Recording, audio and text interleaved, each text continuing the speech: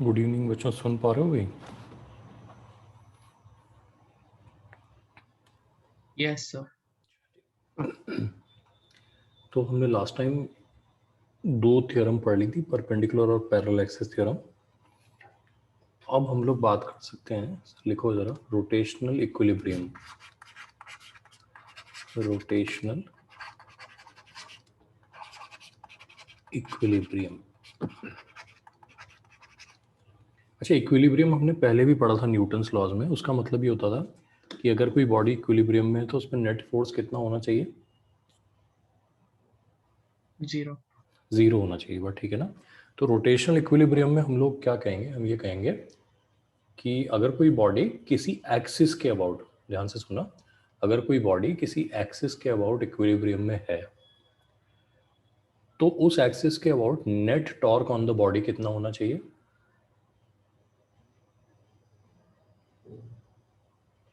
Zero. Yes sir. ठीक है ना। तो इसको लिख लेते हैं, एक बार लिखो।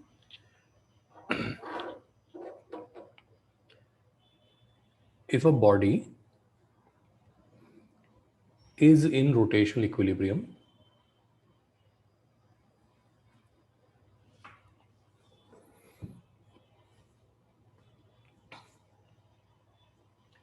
about a point slash axis, लिख देना point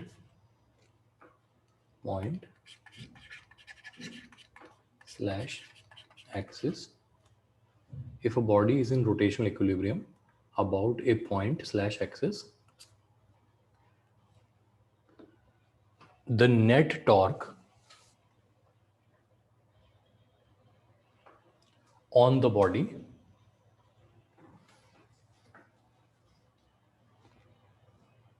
about the point slash axis,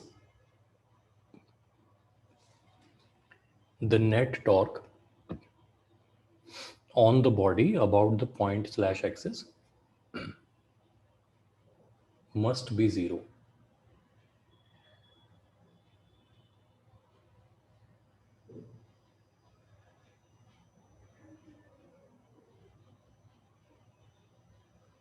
note कर लिया? अब इसका एग्जांपल ले लेते हैं।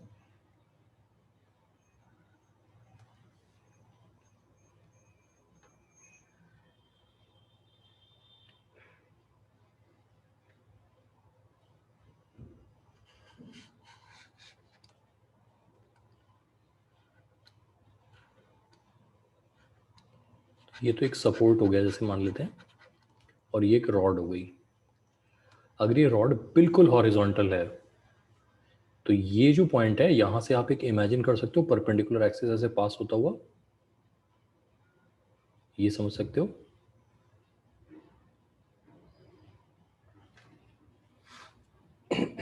ठीक है। तो इस पॉइंट या इस एक्सिस के अबाउट इधर से लगने वाला टॉर्क और इधर से लगने वाला टॉर्क दोनों बैलेंस हो जाने चाहिए, तभी ये हॉरिजॉन्टल रह पाएगी। इस बात को समझ सकते हो? सर एक्सेस नहीं समझ आया, कैसे एक्सिस एक्सेस? बेटा ऐसे होता है, देखो एक्सिस में सारी गड़बड़ क्या है, 3D वाली दिक्कत है। मैं यहाँ से एक लाइन बनाता हूँ, देखो इसको, देखो ये एक्सिस है। अब ये एक्सिस जो है ये इस पेपर पे है ही नहीं, ये परपेंडिकुलर है, मतलब बाहर की तरफ आ रहा है। Okay sir. ये समझ सकते हो ना।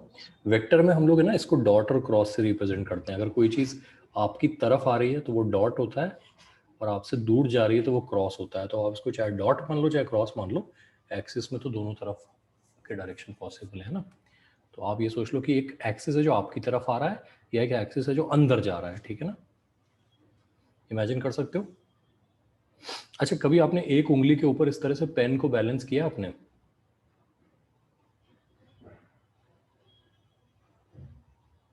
Yes sir. चलो सब लोग एक काम करते हैं, है ना, एक छोटा सा मैं आपको एक्सपेरिमेंट देता हूँ, करके देखो। अपने अपने जो भी पेन पेंसिल से आप लिख रहे हो ना, अपने हाथ को, अब ये ड्राइंग बनानी पड़ेगी ऐसे, ये हुआ आपका हाथ, ये हो गई आपकी इंडेक्स फिंगर, है ना। यहाँ थंब हो जाएगा जो अंदर चला गया, ये इंडेक्स फिंगर है पॉइंटिंग अपवर्ड्स, ये नेल है आपका। ये लेफ्ट हैंड हो गया। ऐसे ही राइट हैंड बना लो, ठीक है ना। राइट हैंड में इंडेक्स फिंगर ऐसे आ जाएगी और ये राइट हैंड हो गया, ये नेल हो गया। इसके ऊपर जो भी पेन या पेंसिल आपके पास है उसको ऐसे रख लो, कर सकते हो। थोड़ा डिस्टेंस बना के पेन या पेंसिल जो भी लिख रहे हो आप जिससे, उसको ऐसे रख लो।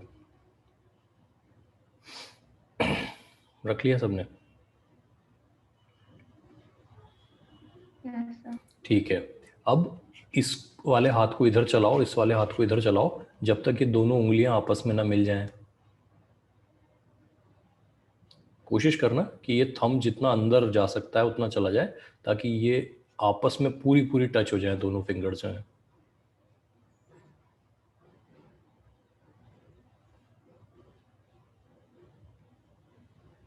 हो गई आपस में टच हो गई दोनों? Yes, sir. अच्छा, अगर आप दोनों फिंगर्स आपस में टच हो गई हैं, अब आप अगर इनको वापस एक दूसरे से दूर ले जाने की कोशिश करोगे तो आप ऑब्जर्व करोगे कि अब एक ही हाथ आपका मूव कर पा रहा है, दोनों मूव नहीं कर पा रहे हैं। चेक करो जरा, Yes, sir. हो रहा है?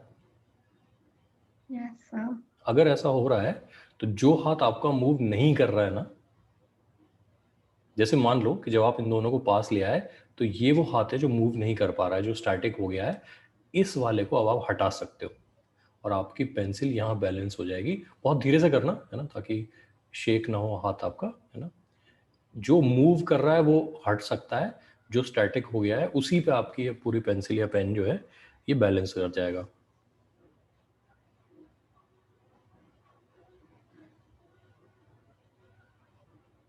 कर पाए?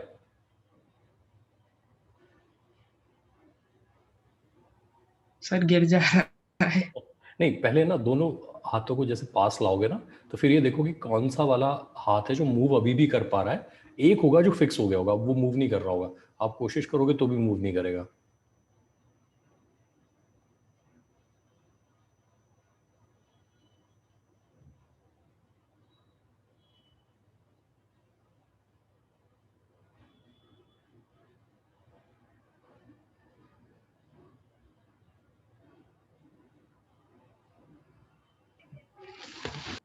हुआ? किसी से भी हुआ?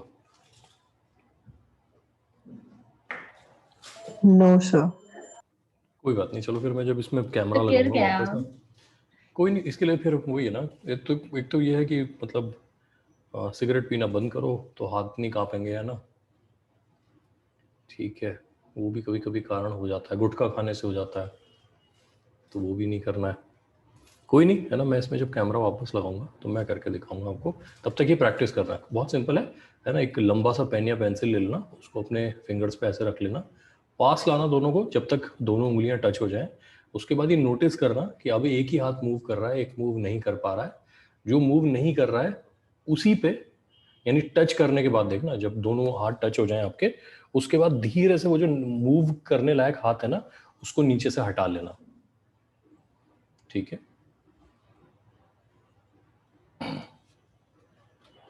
थोड़ी सी प्रैक्टिस से बहुत इजीली ये हो जाता है ना। एक बार हो जाएगा तो फिर आपको ट्रिक समझ में आ जाएगी कि अब ये करना कैसे है।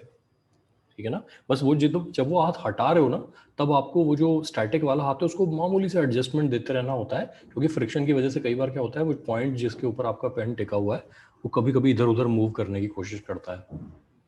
ठीक है ना।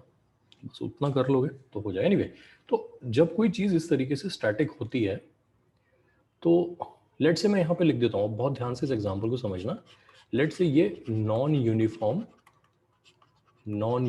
क्या है बेटा? ये नॉन यूनिफॉर्म रॉड है। आपका पेन यूनिफॉर्म कहोगे, नॉन यूनिफॉर्म कहोगे उसे?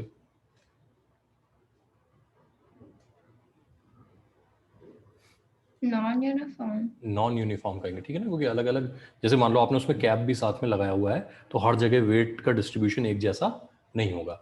तो अगर ये नॉन यूनिफॉर्म है तो अगर मैं कह देता हूँ ये जो लेफ्ट वाला हिस्सा है, लेट से इसका सेंटर ऑफ मास, इसको C1 कह देते हैं, वो यहाँ पे है। तो जो M1G होगा, यानी लेफ्ट साइड का वेट, वो यहाँ से लग रहा होगा। मानते हो? हाँ ना बोलो।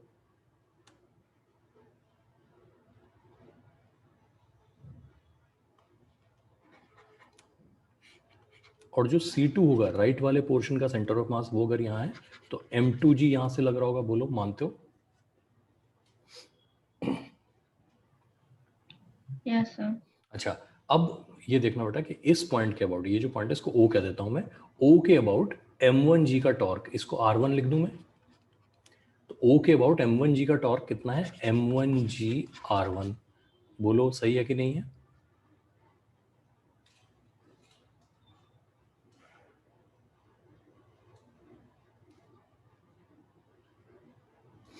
Yes sir. ये टॉर्क एंटी क्लॉकवाइज है या क्लॉकवाइज? इस टॉर्क की वजह से ये रॉड किधर घूमना चाहती है, एंटी क्लॉकवाइज या क्लॉकवाइज?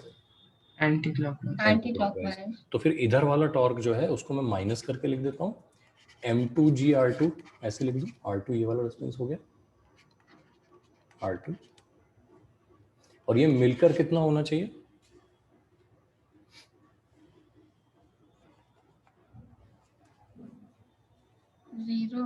जीरो होना चाहिए, बिल्कुल सही है। तो क्या हमारे पास ये इक्वेशन आ गई, M1 R1 is equal to M2 R2?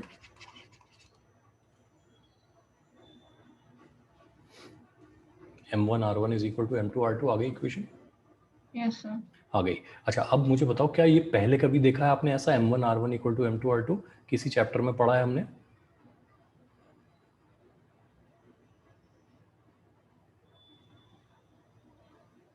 ये कहीं पे पढ़ा है हमने पहले, या ऐसा होते देखा है? Sir, center of mass centre में ऑफ शायद मास था. में, हाँ बिल्कुल। तो इसका मतलब हुआ कि जो O पॉइंट है वो इस रॉड का क्या होना चाहिए बेटा? Center of mass. Centre of mass होना चाहिए। तो वो जो मैं आपको ये पेन वाला एक्सपेरिमेंट करवा रहा था, है ना, उसमें जिस पॉइंट के ऊपर हमारी उंगली स्टैटिक हो जाती है, यानी मूव करना बंद कर देती है, वो पॉइंट उस पेन का क्या हुआ? Center of mass. Centre of mass. Centre of mass. ठीक है ना।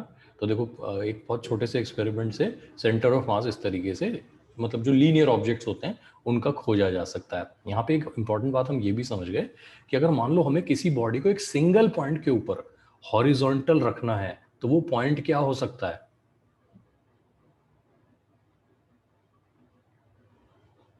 वो Center of point mass. Centre of mass हो सकता है। और गोवर्धन पर्वत की लेजेंड सुनी है किसी ने?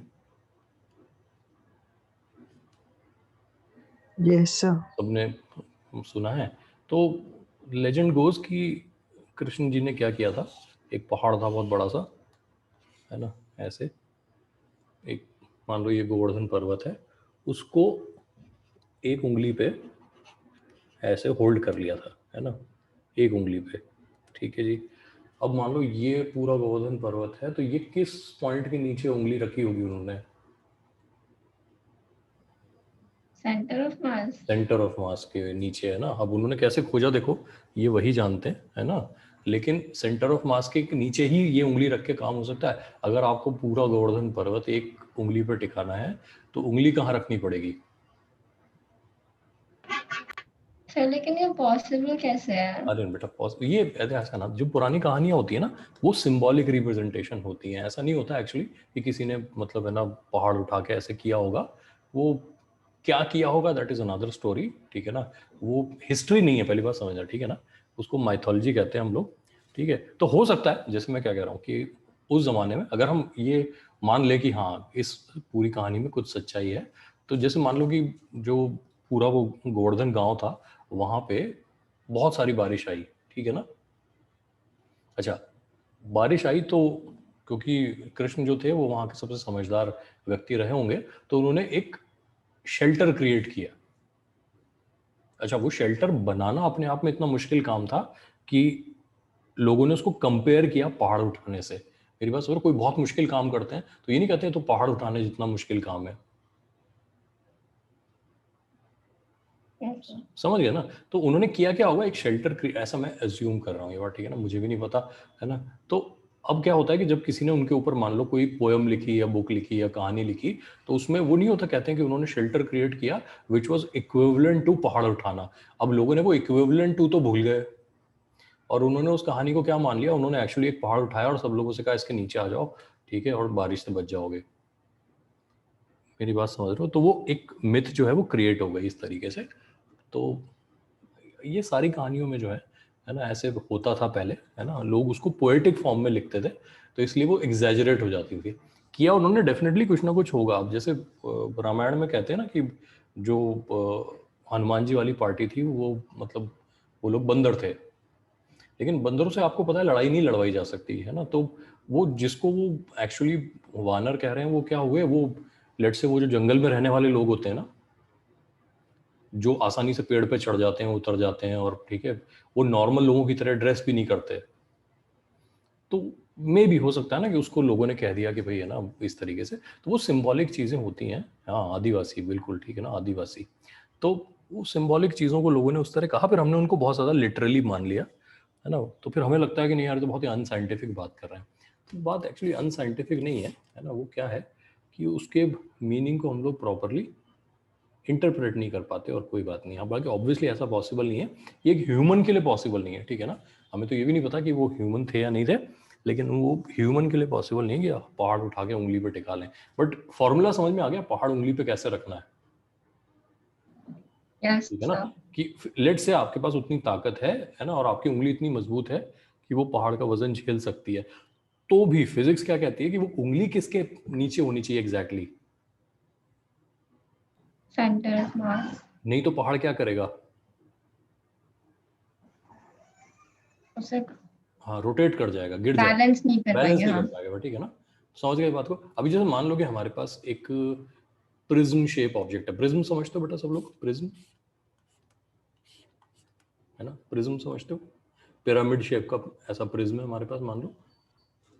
अगर मैं आपसे कहूं कि आपको इसको अपनी उंगली के नीचे टिकाना है, तो उंगली कहाँ रखनी पड़ेगी हमें? नीचे।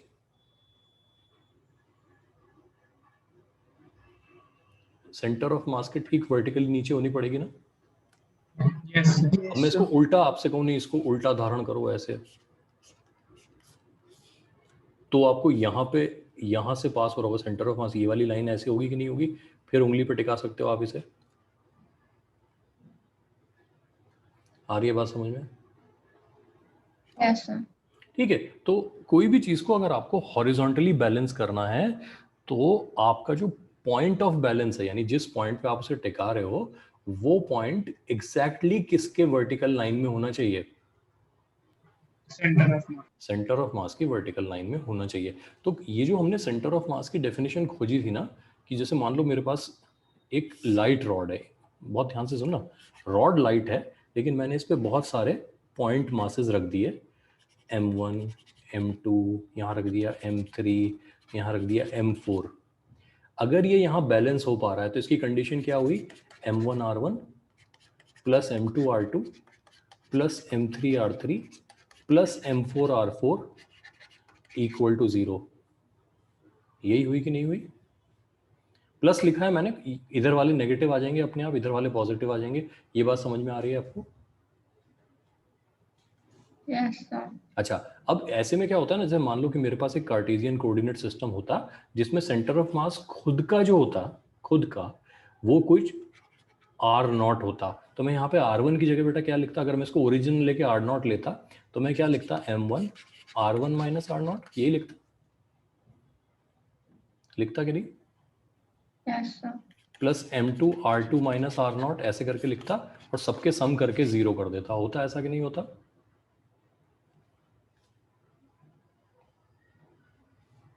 हाँ ना बोलो। Yes, sir. तो मेरे पास एक इक्वेशन आ जाती क्या कि M1 प्लस M2 प्लस ऐसे जितने भी हैं times R0 equal to M1 R1 plus M2 R2 plus ऐसे जितने भी हैं। हाँ ना बोलो। Yes, sir. आता, ये नीचे ले जाते ही R0 जो बन जाता, R0 equal to M1 R1, ये यहाँ लिखते हैं M1 R1 plus M2 R2 plus जितने भी हैं divided by M1 plus M2 plus जितने भी हैं। किसका फॉर्मूला बन गया बेटा? ये Center of mass. Centre of mass के कोऑर्डिनेट का फॉर्मूला बन गया। तो जो हमने उस वक्त वेटेड एवरेज से समझ लिया था, वो अब बैलेंसिंग ऑफ टॉर्क से भी समझ सकते हैं कि नहीं? Yes, sir. आ गया समझ में? ठीक है ना। तो जैसे जैसे हमारी अंडरस्टैंडिंग अबाउट फिजिक्स बढ़ती जाती है ना, हमारे पास कॉन्सेप्ट को समझने के और बहुत सारे रास्ते आते जाते हैं। तो सेंटर ऑफ मास के बारे में अब एक नई बात हमें समझ में आ गई कि अगर हम किसी बॉडी को हॉरिजॉन्टली बैलेंस करना चाहते हैं तो हमारा जो पॉइंट ऑफ बैलेंस है, जिस सिंगल पॉइंट पे हम उसे बैलेंस करना चाहते हैं, वो वर्टिकली बिलो होना चाहिए। किसके ठीक नीचे होना चाहिए? Centre of mass. Centre of mass के। ठीक है ना, ये बात समझ गए कि नहीं? ठीक। इससे बहुत सारी चीजें जो होंगी वो हमें समझ में आना शुरू हो जाएंगी। जैसे थोड़ा सा तलवारबाजी के सर बारे वो में। हाँ, नोट नहीं किया। क्या क्या बेटा? सर वो नोट नहीं किया। अच्छा ये, हाँ कर लो, नोट कर लो इसको, है ना। समझ भी लेना साथ साथ, है ना। अगर समझने में दिक्कत हो तो मैं दोबारा एक्सप्लेन कर दूंगा।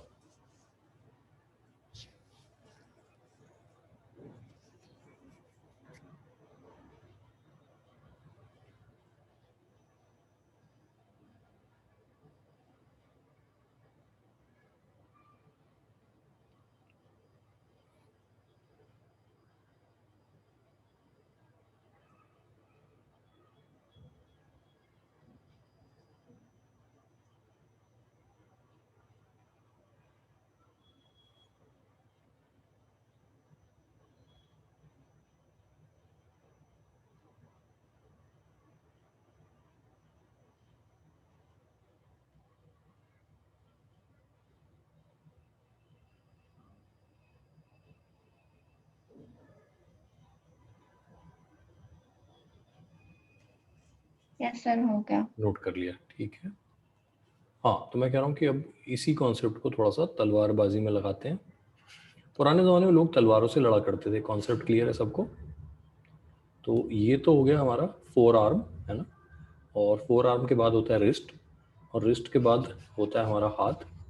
वो हाथ ऐसे बना लेते हैं कि अब इसमें हमने एक तलवार जो है उसको इस तरीके से होल्ड कर लिया, ठीक है ना। ये इसमें एक हैंडल भी होगा यहाँ पे, और बाकी सारी चीज़ें जो है ऐसा होगा। तलवार को पकड़ने पे जो सबसे ज़्यादा जोर पड़ेगा वो कहाँ पड़ेगा, ये बताओ। लॉजिकली सोचो, अगर तलवार बहुत देर चलाएं तो कहाँ दर्द होने के चांस सबसे ज़्यादा हैं? सर रिस्ट पे। रिस्ट पे, ये बात ठीक है ना। तो रिस्ट जो होता है बेसिकली क्या होता है बेटा ना, जो एक बोन है हमारे पास इस तरह की, और यहाँ पर हमारा जो हाथ है उसका जॉइंट है। तो ये सारी जो हिंज है आपस में, ये बोन्स जो है छोटी छोटी छोटी छोटी बोन्स होती हैं जो आपस में एक दूसरे में इंटरट्वाइंड हैं, ताकि यहाँ पर एक मूवमेंट बन सके, है ना। ये दो अलग अलग हिस्से हैं और आपस में छोटी बोन से कनेक्टेड है ताकि यहाँ मूवमेंट हो सके। इसका मतलब अगर हम कोई वजन रखते हैं यहाँ पे, एक बहुत बड़ा वजन यहाँ पे रखते हैं, तो वो किसके अबाउट टॉर्क प्रोड्यूस करेगा? अगर कोई बहुत बड़ा वजन हम पकड़े हाथ से, तो यहाँ इस रिस्ट के अबाउट वो टॉर्क प्रोड्यूस करेगा। बात समझ सकते हो ना? Yes sir. सही है ना। तो अब बताओ मुझे, कौन सी तलवार बेटर हुई, जिसका सेंटर ऑफ मास यहाँ हो या यहाँ हो? मैं 1 और 2 लिख देता हूँ। कौन सी तलवार बेटर है जिसका सेंटर ऑफ मास यहाँ है या यहाँ है? 1 है या 2 है?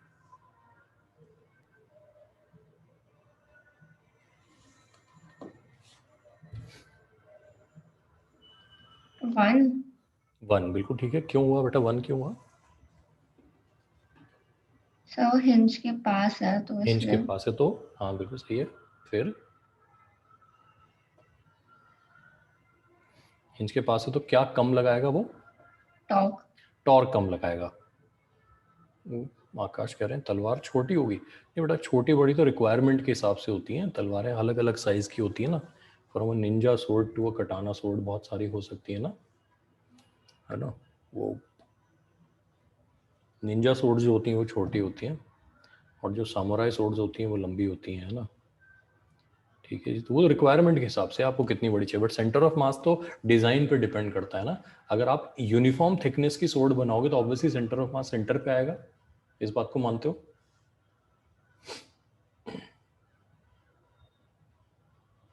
लेकिन अगर मुझे सेंटर ऑफ मास यहाँ रखना है तो थिकनेस इस तरफ ज़्यादा होनी चाहिए, और इस तरफ मटेरियल की थिकनेस क्या होनी चाहिए? कम होनी चाहिए। ये बात समझ में आ रही है? ठीक है ना। तो पुराने ज़माने में भी ऐसा नहीं कि लोगों को साइंस नहीं पता होती थी, मतलब वो ऑब्जर्वेशनल साइंस होती थी। उन्हें पता होता था अगर हम इस तरह की सोर्ड डिज़ाइन करते हैं तो जो सोर्ड चलाने वाला व्यक्ति होगा ना, उसके हाथ पे बहुत ज़्यादा जोर पड़ेगा, स्ट्रेन आएगा टॉर्क की वजह से, और उसको बहुत देर तक वो ये काम नहीं कर पाएगा। तो अच्छा डिज़ाइन क्या होगा जिसमें सेंटर ऑफ मास यहाँ पे हो, ठीक है ना। बाद में चल के इसी रोटेशन वाले चैप्टर में हम लोग एक कॉन्सेप्ट पढ़ेंगे जिसको सेंटर ऑफ परकशन कहते हैं। सेंटर ऑफ परकशन, ये भी सोर्ड के डिज़ाइन में, इवन क्रिकेट के बैट के डिज़ाइन में भी बहुत इंपॉर्टेंट होता है ना। तो क्या होता है ये हम लोग इसको समझेंगे, ठीक है ना। तो क्रिकेट का बैट भी इसी तरीके से डिज़ाइन किया जाता है कि आपको बेस्ट रिजल्ट उसमें मिले। एनीवे, तो ये भी बात हम समझ गए। अब लेट से हम क्या करते हैं, वही रॉड को हम बैलेंस कराना चाहते हैं। इस तरह से तो किसी भी रॉड को आसानी से बैलेंस कराया जा सकता है। Yes sir. बिल्कुल सही है ना, इसमें तो कोई टेंशन ही नहीं है। तो ऐसे में ये एनसीईआरटी का एक क्वेश्चन भी है, हम वही क्वेश्चन लेते हैं। एग्जैक्ट डेटा मुझे थोड़ा सा याद नहीं है, किसी के पास एनसीईआरटी हो तो देख लेना। एक मीटर स्केल है, मीटर स्केल की लेंथ ऑब्वियसली कितनी हुई बेटा? 1 मीटर। 1 मीटर हो गई। तो इसमें हमने क्या किया, हमने यहाँ से 10 सेंटीमीटर 0 मार्क से, और 100 मार्क से भी 10 सेंटीमीटर ऐसे ले लेते हैं। यहाँ पर हमने दो सपोर्ट्स जो हैं, सपोर्ट 1 और सपोर्ट 2, ये लगा दिए इस तरीके से। क्लियर है ये बात? अच्छा, यस एक कॉन्सेप्ट मैं आपको दे रहा हूं, उस बात को समझना। अगर आपके सपोर्ट्स, अगर यूनिफॉर्म रॉड है, ध्यान देना क्या मैंने कहा, यूनिफॉर्म रॉड है, और आपके सपोर्ट सिमेट्रिकली प्लेस्ड हैं। ये सिमेट्रिकली प्लेस्ड हुए कि नहीं हुए? Yes sir. तो देखो, इस वाले सपोर्ट से ऊपर की तरफ एक रिएक्शन आएगा ऑन द रॉड R1, और यहां से एक रिएक्शन आएगा R2। अगर ये सिमेट्रिकली प्लेस्ड है और यूनिफॉर्म रॉड है, तो R1 R2 हमेशा क्या होंगे?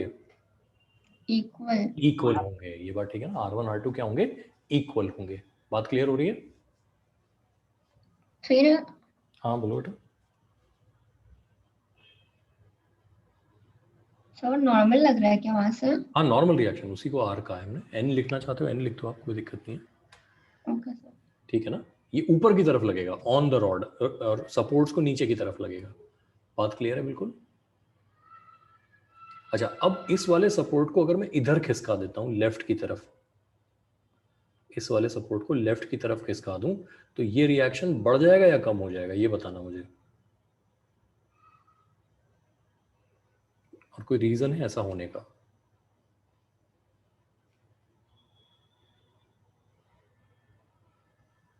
सर कम हो सर जाएगा। हिंज का है।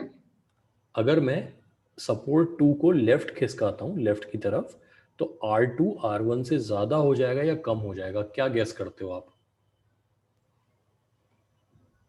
कम हो जाएगा।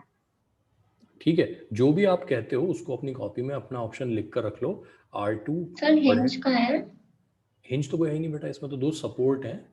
अच्छा। जैसे उंगली के ऊपर स्केल रखा था ना हमने, याद है, या पेन रखा था ना, हाँ सर। तो जो हमारी उंगलियां जहां पे वो पेन या स्केल टच कर रहा है, वो पॉइंट सपोर्ट हो गया कि नहीं हुआ? Yes sir. तो बस वही नीचे रखा हुआ है हमने, है ना, इसमें कोई हिंज नहीं है ना। हाँ, तो मैंने कहा कि अगर मैं सपोर्ट 2 को लेफ्ट की तरफ खिसकाता हूं, तो R2 बढ़ेगा या कम होगा? ये ऑप्शन अपना लिख कर रख लो, फिर हम चेक करते हैं क्या होगा, है ना। देखते हैं सही हुआ कि नहीं हुआ। करें?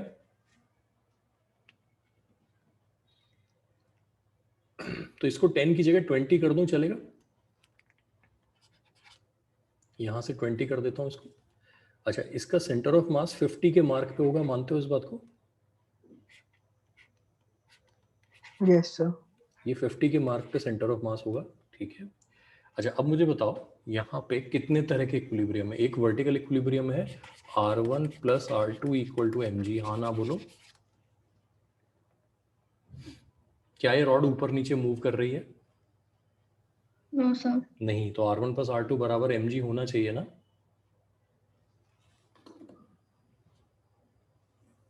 बोलो भाई। Yes sir. ठीक है, अब मुझे बताओ, क्या ये रॉड क्लॉकवाइज या एंटी क्लॉकवाइज घूम रही है किसी भी पॉइंट के अबाउट? No sir. नहीं घूम रही है। तो किसी भी पॉइंट के अबाउट इस पे लगने वाला नेट टॉर्क कितना होना चाहिए बेटा? 0 होना चाहिए। तो एक काम करूं, मैं इस पॉइंट को, ये जो 50 वाला मार्क है, इसको O कह देता हूं और लिख देते हैं टेकिंग टॉर्क अबाउट O के अबाउट टॉर्क लेते हैं। तो O के अबाउट R1 का टॉर्क कितना है, ये डिस्टेंस कितना है?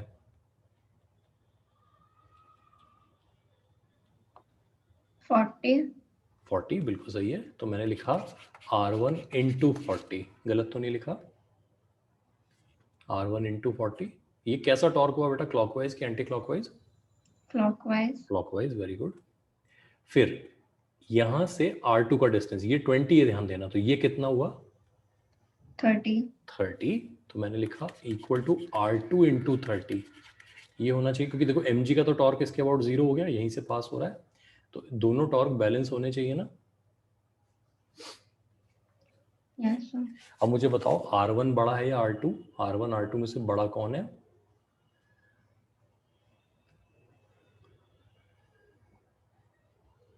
इस इक्वेशन को देखकर बताओ R1 R2 में से बड़ा कौन है? Sir, R2. R2 is greater than R1। देख लो अच्छे से।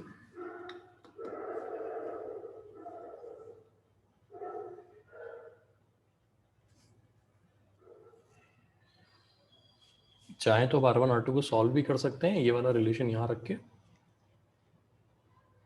mg की टर्म्स में।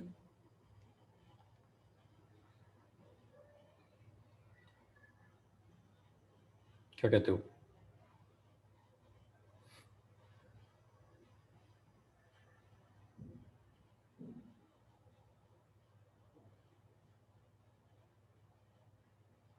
समझ गए?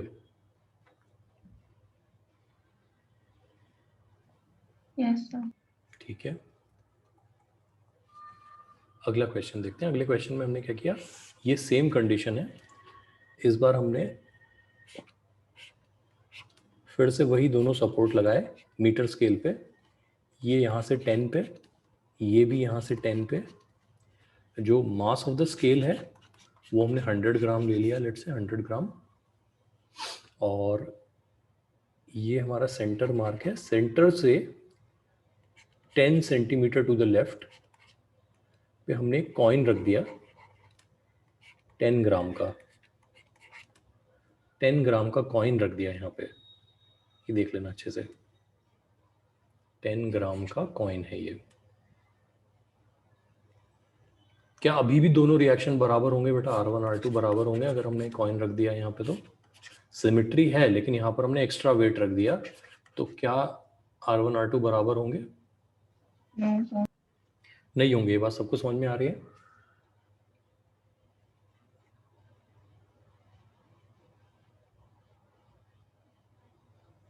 हाँ ना बोलो।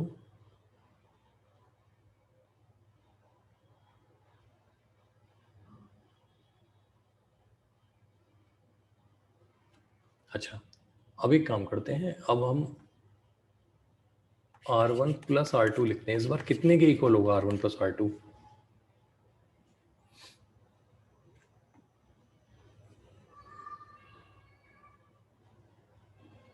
बोलो भाई।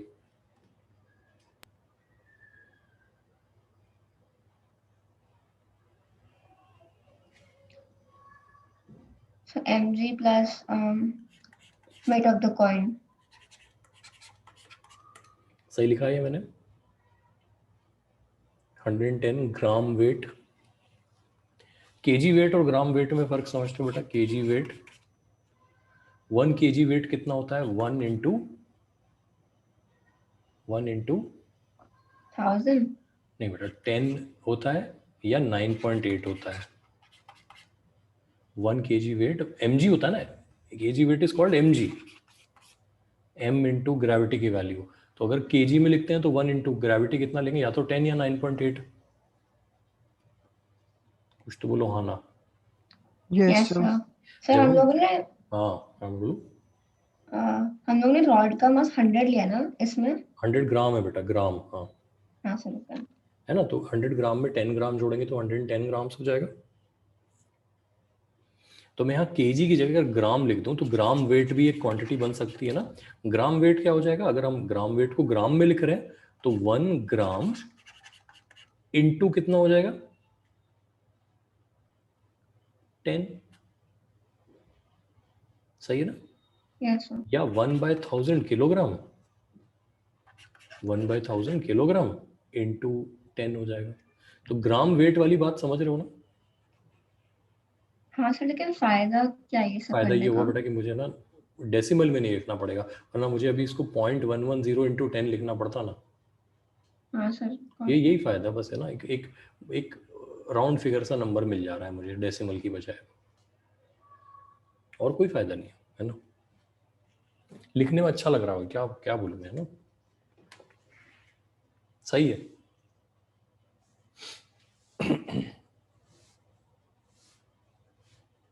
यानी इसमें हम क्या कर रहे हैं, सब कुछ ग्राम वेट में ले रहे हैं ताकि जो आंसर आएगा वो भी ग्राम वेट में आ जाएगा। अब डेसिमल में लेना चाहते हो डेसिमल ले लो, कोई दिक्कत नहीं है। बढ़े आगे बढ़े इससे। अच्छा, अब टॉर्क किसके अबाउट बैलेंस कराना चाहते हो ये बता दो मुझे, किसी भी पॉइंट के अबाउट जो ठीक लगे। हमारे पास कितने पॉइंट है, 1 2 3 सेंटर ऑफ मास और 4 ये।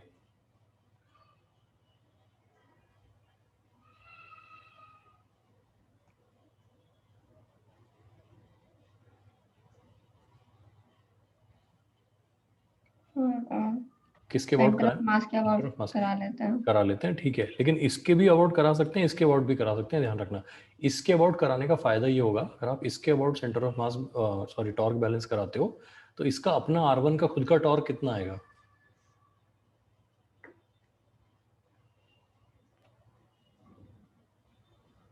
बोलो। 0. 0 आएगा। तो उससे क्या होगा, जो इक्वेशन बनेगी वहां R2 ही एक वेरिएबल होगा, R2 डायरेक्ट मिल जाएगा कि नहीं, यस सर, सही है ना। और अगर हम इसके अबाउट टॉर्क बैलेंस कराएंगे तो कौन डायरेक्टली मिल जाएगा हमें, R1। R1 मिल जाएगा, ठीक है ना। अगर हम सेंटर के अबाउट कराते हैं तो R1 भी आएगा R2 भी आएगा, तो एक अलग से इक्वेशन बनेगी, फिर हमें 2 इक्वेशन 2 वेरिएबल सॉल्व करना पड़ेगा। तो क्या कहते हो, अब क्या करें, R1 ले लेते हैं। R1 के अबाउट करा लेते हैं, ठीक है ना। तो इसके अबाउट मुझे बताओ, देखो यहां से लग रहा है 100 ग्राम का वेट, इन दोनों का टॉर्क क्लॉकवाइज है, हाँ बोलो। इसके अबाउट इन दोनों का टॉर्क क्लॉकवाइज है, यस सर। तो लिखवाओ कितना कितना है, ये कितना मल्टीप्लाई करूं यहां से, ये कितना डिस्टेंस है 30। 30, वेरी गुड। तो मैंने लिखा 10 इंटू 30, सही लिखा। 10 ग्राम वेट, ये तो हो गया फोर्स जो लग रहा है, इंटू 30 सेंटीमीटर का डिस्टेंस, सही है। यूनिट का स्पेशली ध्यान रखना। अच्छा, उसके बाद 100 ग्राम वेट का कितना फोर्स लिखूं यहां से,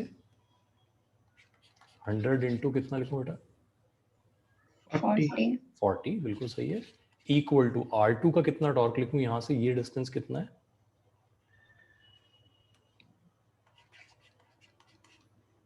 R2 इंटू 90 नहीं 80। 80, बिल्कुल सही है। ये 300 हो गया, ये 4000 हो गया, तो R2 की वैल्यू कितनी आ गई, 4300 upon 80 gram weight. Gram weight भूलना मत, ग्राम वेट में आ रहा है सब कुछ।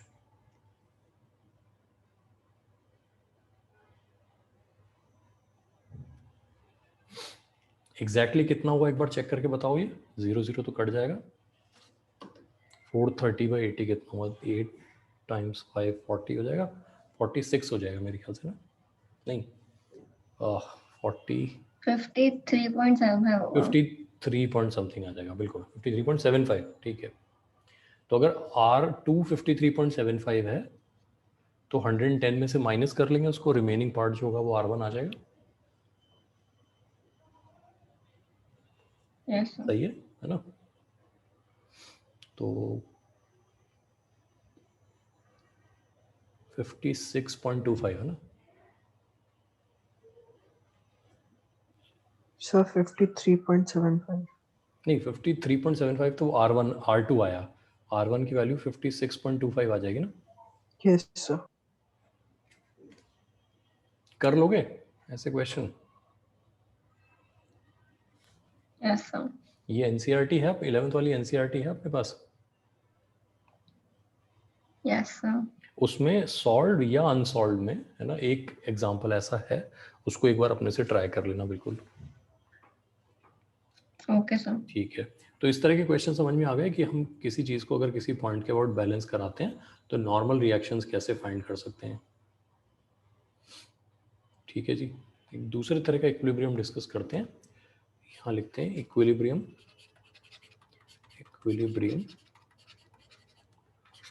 Of A ladder. एक लैडर का इक्विलिब्रियम समझते हैं। लैडर को हम लोग अगेंस्ट अ वॉल, ये वॉल हो गई, ये ग्राउंड हो गया, और लैडर को हम लोग एक वॉल के अगेंस्ट इस तरीके से रख देते हैं। रिस्क क्या है इसमें? लैडर को मैं ऐसे रखूं तो ज़्यादा सेफ है या ऐसे रखूं तो ज़्यादा सेफ है? कौन सी सिचुएशन में आपको लैडर पे चढ़ना सेफ लगेगा? सर फर्स्ट वाले में। ये क्लियर हो रही है बात सबको? Yes sir. ठीक है, रिस्क क्या है लैडर में चढ़ने में? रिस्क क्या होता है बेटा? स्लाइड होने का। हाँ, लैडर जो है वो स्लाइड ना कर जाए, ये बात ठीक है ना। तो लैडर स्लाइड ना करे के लिए हम क्या करते हैं, इसको रफ ले लेते हैं। अच्छा, क्वेश्चन भी आसान हो जाए, इतना भी मुश्किल ना हो, तो वॉल को स्मूथ ले लेते हैं। अच्छा, ये सिर्फ फिजिक्स की किताबों में ही होता है कि वॉल आपको स्मूथ मिलेगी, रियल लाइफ में वॉल में भी फ्रिक्शन होता है, बात सही है कि नहीं? Yes sir. अच्छा, हम वॉल को स्मूथ सिर्फ एक काम के लिए कर रहे हैं, क्योंकि हम आलसी हैं और हम वॉल का फ्रिक्शन कैलकुलेट करना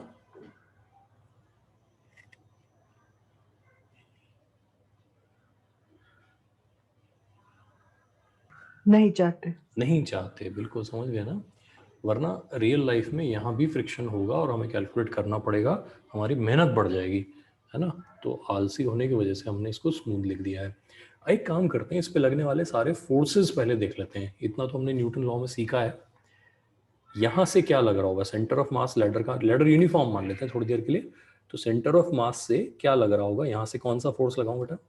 वेट। mg, वेट, बिल्कुल ठीक है, ये लगा दिया। और कहाँ से कौन कौन सा फोर्स लगाऊं? यहाँ से कौन सा फोर्स लगेगा? Normal and friction. नहीं, ये नहीं, smooth है ना बेटा। हाँ सॉरी, स्मूथ है। अच्छा, किस तरफ? लेफ्ट लगेगा नॉर्मल रिएक्शन लैडर को या राइट लगेगा? लेफ्ट। लेफ्ट। लेफ्ट लगेगा। मैं इसको कह देता हूँ NW। इसका मतलब हुआ नॉर्मल फ्रॉम द वॉल। ये क्लियर है? Yes yes sir. यहाँ से क्या लगेगा बेटा? यहाँ से ऊपर की तरफ क्या लगेगा? Normal. Normal. Normal from the ground. ये बात ठीक है ना? Yes sir. तो इसको NG लिख देते हैं, है ना, NG। और क्या लगेगा यहाँ पे? फ्रिक्शन। फ्रिक्शन। राइट या लेफ्ट? राइट। ये इस तरफ फ्रिक्शन, ये हो गया फ्रिक्शनल फोर्स F। अच्छे समझ लेना, ये F लिखा हुआ है यहाँ पे। ये राइट क्यों लगा, ये बात सबको क्लियर होनी चाहिए। नहीं हो तो पूछ लेना अभी के अभी।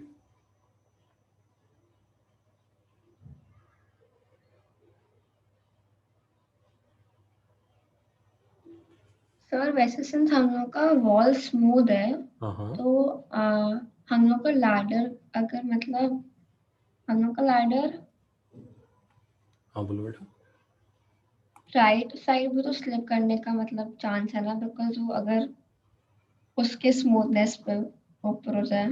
अच्छा, आप मुझे बताओ कि ऐसा कभी होता देखा आपने कि एक लैडर रखी हुई है, आप उस पर चढ़े और लैडर दीवार के पास आना शुरू हो गई? नहीं सर, मतलब फ्रिक्शन होता है ना, तो मैं कह रहा हूँ सिंस वो स्मूथ है बेटा मेरी इस बात तो बार। समझो, मेरी बात समझो ना, समझो कि अगर ऐसा हो जाए, आप लैडर पे चढ़ो और लैडर दीवार की तरफ जाना शुरू हो जाए, तो आपको ऐसा नहीं लगेगा भूत आ गया? सर मतलब मैं कह रही थी कि फिर सिंस वही वो बात, स्मूथ है। स्मूथ है, मैं मान गया। आप ये कह रहे हो कि जिधर स्मूथ है उधर स्लाइड करेगा, यही बात है ना? हाँ मतलब तो बेटा स्मूथ है तो नीचे स्लाइड करेगा हाइपोथेटिकली। अच्छा ना। ओके। नीचे स्लाइड करेगा ना, ऊपर क्यों जाएगा अपने आप? बात यस समझ सर। रहे हो ना? उसकी यस सर। टेंडेंसी देखो, सब कुछ क्या हो रहा है ना, वेट के लगाए हुए टॉर्क की वजह से हो रहा है। वेट इस पॉइंट के अबाउट एक क्लॉकवाइज टॉर्क दे रहा है। हाँ बोलो। बी पॉइंट के अबाउट वेट क्लॉकवाइज टॉर्क दे रहा है, यस सर, तो रॉड की टेंडेंसी इस पॉइंट के अबाउट ऐसे रोटेट करने की है, इस तरह से यस सर, है, उसकी वजह से ये पॉइंट नीचे आने की कोशिश करेगा। इसका नेचुरल मोशन या नेचुरल टेंडेंसी किधर आने की है? नीचे है, नीचे है। यानी अगर ये वॉल स्मूथ नहीं होती तो यहाँ फ्रिक्शन का डायरेक्शन हम क्या लेते बेटा? तो ऊपर की ओर, ऊपर की तरफ लेते हैं। ये बात ठीक है ना? तो ऐसा हो रहा है, ठीक है। यस सर, इसकी नेचुरल टेंडेंसी कहाँ जाने की है? लेफ्ट। इस पॉइंट की, लैडर का ये वाला पॉइंट जो ग्राउंड को टच कर रहा है, उसकी नेचुरल टेंडेंसी लेफ्ट जाने की है, सही है ना ये? यस सर, Yes, ठीक sir. है, तो उसका जो फ्रिक्शन है वो हमने राइट लिया है।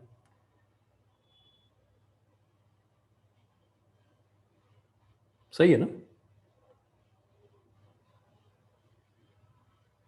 यस सर, ठीक है ना? तो अब देखो क्या, अनलेस आप इस पे कोई हॉरिजॉन्टल फोर्स लगाओ, इस तरीके धक्का दो इसको, तो ये ऊपर जा सकती है, वरना अपने आप से तो कभी ऊपर नहीं जाएगी। पक्की बात है? Yes, yes sir. सर, तो बस यही है, हम तो जो नेचुरल टेंडेंसी होती है उसके अकॉर्डिंग जो है वो चीजें ले लेते हैं। समझ में आ गई बात? ये डायग्राम क्लियर हो गया सबको?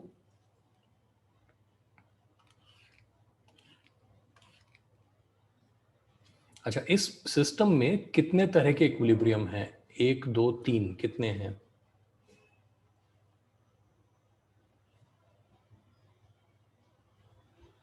दो. कौन कौन से? एक तो वर्टिकल, मतलब एक वर्टिकल, बिल्कुल सही बात है। रॉड ऊपर, सॉरी लैडर ऊपर नीचे नहीं जा रही है, सही बात है कि नहीं है? यस सर, और हॉरिजॉन्टल लेफ्ट राइट में जा रही. दो, ये तो बहुत ऑब्वियस से हो गए। लैडर घूम नहीं रही है, ये भी तो सच्चाई है। लैडर किसी भी पॉइंट के अबाउट टर्न नहीं कर रही है, रोटेट नहीं कर रही है। तो यहां 3 इक्विलिब्रियम है। हॉरिजॉन्टल पूरा लिखना, वर्टिकल 3 इक्विलिब्रियम है, 2 लिखना है। तीसरे में आएगा रोटेशनल इक्विलिब्रियम, सही है कि नहीं है?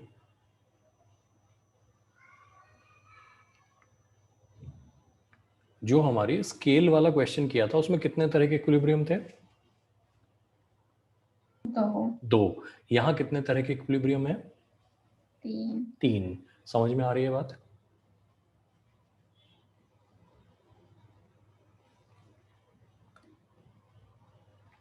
हाँ ना बोलो? Yes sir. यस सर, ठीक है। मैक्सिमम कितने तरह के हो सकते हैं? तीन ही, नहीं बेटा, 2 डायरेक्शन तो हॉरिजॉन्टल ही होते हैं ना। 3D प्लेन में 2 डायरेक्शन तो हॉरिजॉन्टल ही होते हैं, ये और ये। तो फोर हो जाएगा, एक वर्टिकल हो गया और एक रोटेशनल हो गया, तो 4 हो जाएंगे ना। Yes sir, yes sir. मतलब जो पूरी मैकेनिक्स है वो समझ रहे हो ना, कि अगर हम एक रियल लाइफ सिनेरियो में बात करें तो वहां पे जो लैडर होगी उसका एक उधर वाला पैर भी होगा, वो समझ रहे हो? लैडर जो होगी वो इस तरह की शेप की होगी, ऐसी। ठीक है, तो लैडर ऊपर नीचे ना मूव हो, लेफ्ट राइट ना मूव हो, आगे पीछे ना मूव हो, और टर्न ना करे। ये 4 तरह के इक्विलिब्रियम समझ में आ रहे हैं? Yes sir. ठीक है ना? तो रियल लाइफ में चीज़ें कॉम्प्लिकेटेड हो जाती हैं, ये बात समझ में आ रही है? ऐसा नहीं कि मुश्किल हो जाती हैं, हमें क्या है, कॉम्प्लेक्स हो जाती हैं, उनको हमें बहुत सारे वेरिएबल लेके सॉल्व करना पड़ता है। बट एनीवे, तो यहाँ तक तो बात समझ में आ गई सबको? अच्छा, हॉरिजॉन्टल इक्विलिब्रियम के लिए कोई मुझे इक्वेशन लिखवा सकता है? यहाँ से लिखना शुरू करते हैं। फॉर हॉरिजॉन्टल इक्विलिब्रियम, पूरा पूरा लिखना है यार, मैं तो आलस में नहीं लिख रहा हूँ। फॉर हॉरिजॉन्टल इक्विलिब्रियम कौन सी फोर्स किसे बैलेंस कर रही है? Normal from the wall friction को बैलेंस करेगा, फ्रिक्शन को बैलेंस करेगा, बिल्कुल सही है। देख लो अच्छे से, समझ आ रही है बात?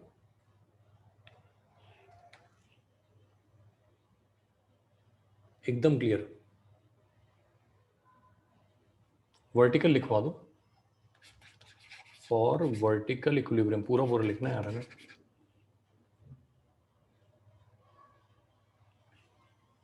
कौन किसे बैलेंस करेगा? NG is equals to MG. क्या इक्वल टू क्या? NG is equals to MG. अच्छा, mg equal to N G, ठीक है। Capital M G equal to N छोटा जी, है ना? ये सही है? Yes, sir. ठीक है। अच्छा, किस पॉइंट के अबाउट टॉर्क बैलेंस कराना सबसे ज्यादा समझदारी का काम रहेगा, ए बी या सी? समझदारी मतलब जिससे हमारा काम आसान हो जाए। किस पॉइंट के अबाउट टॉर्क बैलेंस कराना हमारे लिए इजीएस्ट रहेगा? B. क्यों?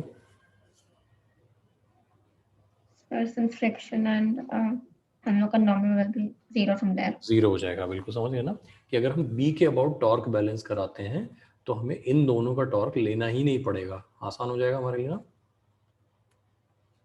ठीक है, तो यहाँ पर लिख देते हैं फॉर रोटेशनल इक्विलिब्रियम, पूरा पूरा लिखना, अबाउट बी, ध्यान से देखना, बी के अबाउट रोटेशनल इक्विलिब्रियम ले रहे हैं हम। नोट किया यहाँ तक?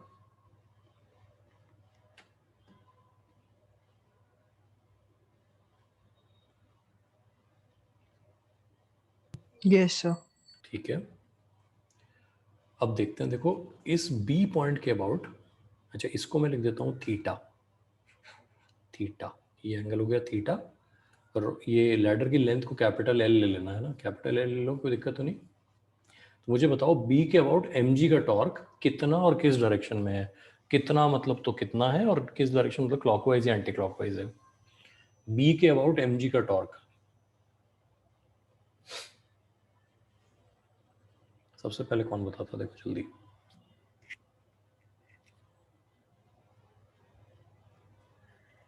mg हाँ, l sin theta अपॉन 2 हो जाएगा। अच्छा अब एल साइन थीटा होगा, एल कॉस थीटा, ये कंफर्म कर लो। सो l sin theta नहीं, l cos theta होगा। पक्का है? हाँ सर। पहले साइन क्यों कह रहे थे? सर पहले मैं उसका हाइट ले रही थी, सॉरी। देखो टॉर्क कैलकुलेट करने का तरीका देखते हैं ना, कि ये हमारे लैडर हो गई, यहाँ से लग रहा है एम जी और ये पॉइंट है बी, तो ये तो हुआ लाइन ऑफ एक्शन, हाँ ना बोलो, ये लाइन ऑफ एक्शन है। Yes sir. तो लीवर आर्म जो हुआ, परपेंडिकुलर जो हुआ, तो ये डिस्टेंस हुआ ना बेटा, यहाँ से ये वाला। ऐसे ही लेते हैं ना टॉर्क, जिस पॉइंट के अबाउट टॉर्क ले रहे हैं वहां से line of action of the force पे परपेंडिकुलर ड्रॉप करना होता है। तो ये लीवर आर्म या परपेंडिकुलर जो है वो तो इतना हुआ ना। हाँ सर, सॉरी, वो सही है ना ये? गलती से हो गया। हाँ, तो अब इसको ऐसे लिख देंगे हम, इसको लिख देंगे M G L by two cos theta. एक बार कंफर्म कर लो, ये डिस्टेंस एल बाई टू है, यूनिफॉर्म लैडर है तो सेंटर पे होगा एकदम, सेंटर ऑफ मास, और ये हो गया L by two cos theta. Clear है सबको? Yes, sir. अब इसी तरीके से बी के अबाउट एन डब्ल्यू का टॉर्क बता दो कितना होगा। ये देखो वही लाइन ऑफ एक्शन वाला कॉन्सेप्ट लगा के, एन डब्ल्यू का टॉर्क अबाउट बी कितना होगा?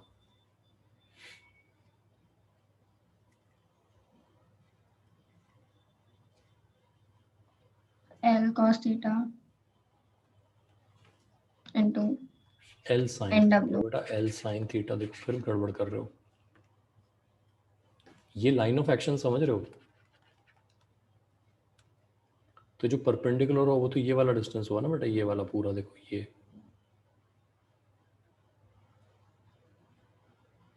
लीवर आर्म ये हुआ कि नहीं, बोलो हाँ ना बोलो। Yes sir. तो फिर ये अगर एल है और ये थीटा है तो ये डिस्टेंस कितना हुआ? l sin theta। L sine theta. यही सारे छोटे छोटे से काम हैं जो अगर ठीक कर लेंगे तो हमें टॉर्क में मुश्किल नहीं आएगी। वरना होता क्या, देखो टॉर्क समझ सारी दुनिया जाती है कि टॉर्क जैसी कोई चीज़ होती है, क्लॉकवाइज लगता है, एंटी क्लॉकवाइज लगता है, there is a concept of perpendicular distance, but जब एक्चुअली अप्लाई करते हैं तो वहाँ ये साइन कॉस ये वाली दिक्कतें लोग कर देते हैं। तो समझ आ रही है बात? तो यहाँ मुझे लिखना होगा एल साइन थीटा और मल्टीप्लाई करना होगा किससे? नॉर्मल। एन डब्ल्यू से, है ना, N W into L sine theta, N W into L sine theta. तो यहाँ से देखो NW की वैल्यू मेरे पास कितनी आ गई, NW की वैल्यू हो गई mg/2 cot थीटा। आ गई कि नहीं आ गई?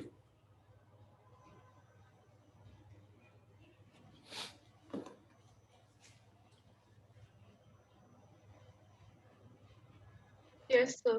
ठीक है, एक बार अच्छे से देख लो कि हमने इस क्वेश्चन में क्या क्या किया है। कुछ समझने लायक लगे तो मैं दोबारा समझा देता हूँ, फिर इसके आगे की बात करते हैं।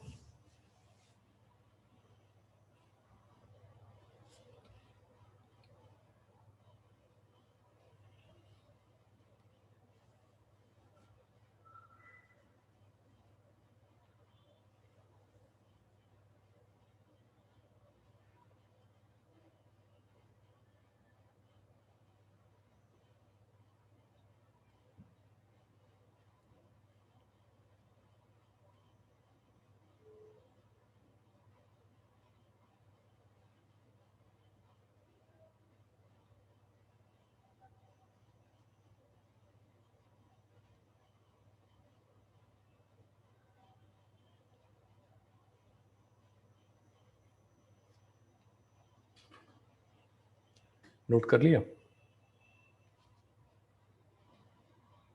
Yes, sir.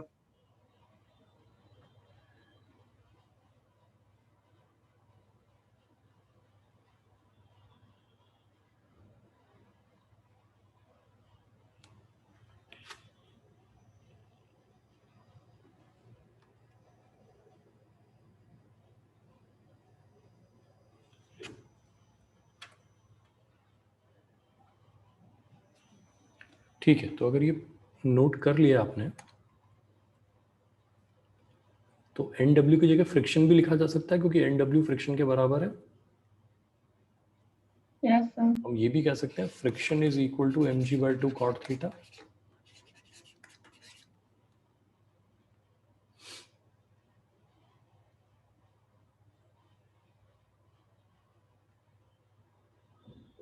सही है? Yes sir. ठीक है, अब एक बात देखना कि यहाँ पे आपसे दो तरह के क्वेश्चन पूछे जा सकते हैं। एक जिसमें फ्रिक्शन कोफिशिएंट गिवन है, हमें कोफिशिएंट ऑफ फ्रिक्शन गिवन है, और ये पूछा जाए कि मिनिमम कितना एंगल हो सकता है जिस पर रॉड स्टेबल रह सकती है। मिनिमम एंगल की बात क्यों कर रहे हैं, ये बात क्लियर हो रही है? उससे कम एंगल करते ही रॉड स्लिप कर जाएगी, या जो लैडर है वो स्लिप कर जाएगी। एक बार सोच लो, अगर फ्रिक्शन का कोफिशिएंट हम फिक्स कर दें, एक certain value of friction coefficient ले लें, तो एक सिचुएशन ऐसी होगी ना जिसमें अगर हम एक इससे कम एंगल पे इसको रखें, मान लो ऐसे रखें, तो इसके स्लिप होने के चांस हो जाएंगे। जितना ही एंगल कम होता जाएगा स्लिप होने के चांस ज़्यादा होते जाएंगे। हाँ बोलो। Yes sir. यानी एक सर्टेन एंगल से कम पे हम इसे नहीं रख सकते।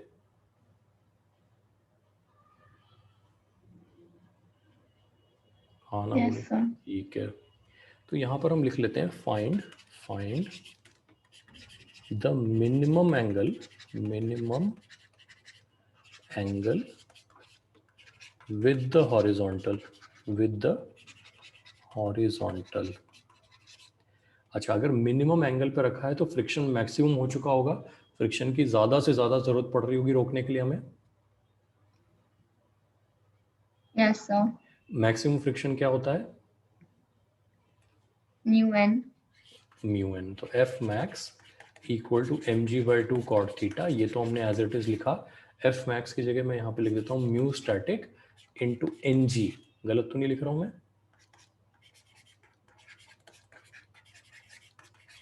हाँ ना बोलो। Yes sir. और ng बराबर कैपिटल mg है, ये बात समझ रहे हो आप?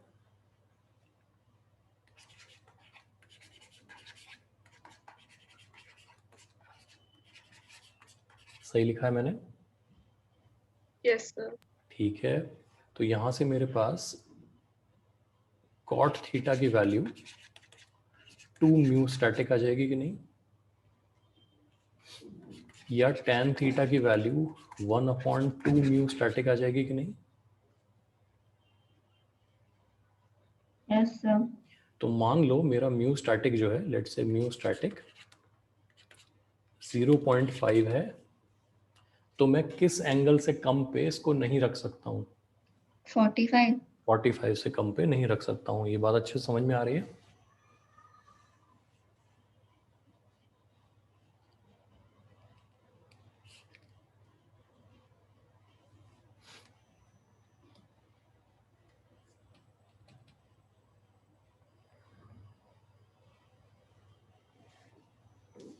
हाँ ना बोलो। Yes, sir. अच्छा, Yes, sir. एक काम और भी किया जा सकता है। लेट से हम ये जिद पकड़ लें कि नहीं, लेट थीटा मिनिमम तो नहीं कहते, let theta be equal to 37 degree. यानी हमने जिद पकड़ ली, नहीं हम तो 37 पे ही रखेंगे। क्या अभी रखी जा सकती है म्यू स्टैटिक इक्वल टू 0.5 पे 37 डिग्री पे? No, sir. ठीक है, तो ऐसे में हमें फ्रिक्शन ज़्यादा चाहिए होगा ना। Yes, sir. तो आपने देखा है लैडर के नीचे क्या लगा दिया जाता है, जो लैडर्स होती हैं उनके नीचे Brick. क्या, ब्रिक लगा देते हैं। हाँ, अगर वो तो जुगाड़ वाला हो गया बेटा। वैसे जो वो एल्यूमिनियम वाली लैडर नहीं आती हैं जो घरों में यूज़ होती हैं, जो कोलैप्स होकर साइड में रख दी जाती हैं, Yes, sir. उनमें नीचे क्या लगा होता है, उनके जो पैर होते हैं उनमें क्या लगा देते हैं नीचे? Sir, rubber. रबर ग्रिप लगा देते हैं। बिल्कुल, रबर ग्रिप लगाने से क्या हो जाता है? New static increase हो हाँ, जाएगा। म्यू स्टैटिक इंक्रीज हो जाता है। बिल्कुल ठीक है ना। तो वो ग्रिप जो है वो रबर ग्रिप लग जाती है उसमें। बिल्कुल सही है। तो अब किसी ने हमसे पूछा कि हमें तो थीटा 37 रखना है, तो फाइंड म्यू स्टैटिक की मिनिमम वैल्यू। इतना म्यू स्टैटिक तो चाहिए ही होगा हमें। फिर इस इक्वेशन से आ सकता है कि नहीं? हमने कहा tan theta equal to 1/2 mu static, ऐसे लिखा हमने। सही है। Yes, sir. तो यहाँ पे tan 37 कितना होता है बेटा, ये बता दो। 3/4. 3/4 होता है। 3/4 इक्वल टू 1/2 म्यू स्टैटिक हो जाएगा। तो म्यू स्टैटिक कितना चाहिए होगा मुझे बताओ। 2/3. 2/3 यानी 0.66। देखो बढ़ गया कि नहीं, अब रिक्वायरमेंट बढ़ गई ना फ्रिक्शन की। Yes, sir. तो मुझे 0.66 या उससे भी ज़्यादा का अगर मैं म्यू स्टैटिक ला सकता हूँ तो ये लैडर जो है 37 डिग्री पे रखी जा सकती है, वरना नहीं रख सकते। क्या कहते हो? Yes, sir. ठीक है। अगर मुझे लैडर 30 डिग्री पर रखनी होती तो मुझे क्या करना होता है, एक बार ये बता दो। ऐसे ही सॉल्व करके बता दो। अगर मुझे लैडर 30 डिग्री पर टिकानी है दीवार के साथ, क्या पॉसिबल भी है ऐसा, एक बार चेक करो।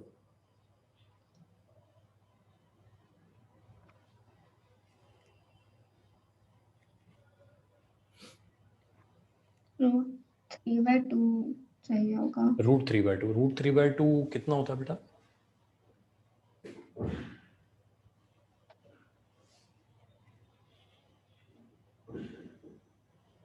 0.8 समथिंग होगा। 0.86 के आसपास हो जाएगा।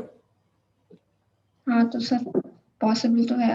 हाँ, मतलब थियोरेटिकली पॉसिबल है, बट मुश्किल होता जा रहा है। ये बात समझ में आ रही है ना? हाँ सर। ठीक है, तो ये वाले बात समझ गए। अच्छा, अब एचसी वर्मा अपने पास है? एचसी Yes, वर्मा है? sir. एचसी वर्मा, चलिए। एचसी वर्मा में रोटेशन वाला चैप्टर जो है उसमें से मैं आपको एक क्वेश्चन नोट करवा रहा हूँ। एक तो पेज नंबर 185 लिख लो, page 185, solve example 8। Solve example 8। एक तो ये करना है हमें,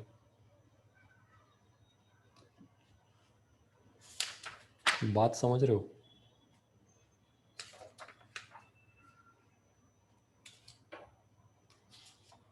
उसके बाद आ जाओ अनसॉल्व वाले में।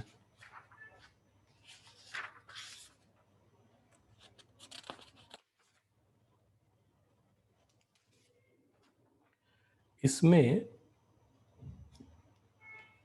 अनसॉल्व में आ जाते हैं एक्सरसाइज वाले में। एक्सरसाइज में पेज 197 पे क्वेश्चन नंबर 41,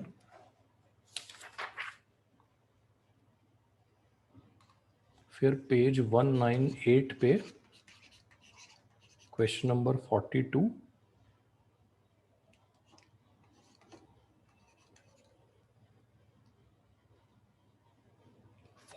एंड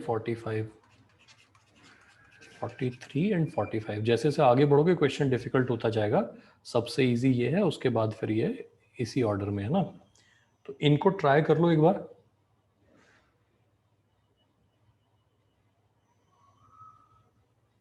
कर लोगे Okay, ट्राई sir. एक बार, है ना.